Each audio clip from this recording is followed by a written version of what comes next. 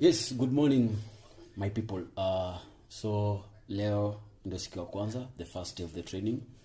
Basically nilikuwa naambia tunaenda ku learn more on artificial intelligence, tunaenda ku learn open source intelligence, deepfakes, fake news, and generally digital storytelling and how we can use technology for accountability. So sasa unajua hizi fanya tu ufala ukidhani utapatikana. So ukifanya ufala kuingia bora kuna CCTV ama kuna eyewitness utapatikana. So leo ndio siku ya kwanza nitakuwa for some days, and I believe information itakuwa impactful sana kwa watu wangu.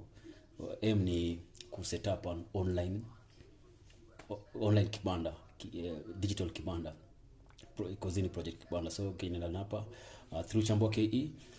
Nitakuwa tell you story kwa Chambua KE ndio voice zenyu Chambua Kenya. So in courtesy of Chambua Kenya ku spread the word na ku educate the community. Bless up.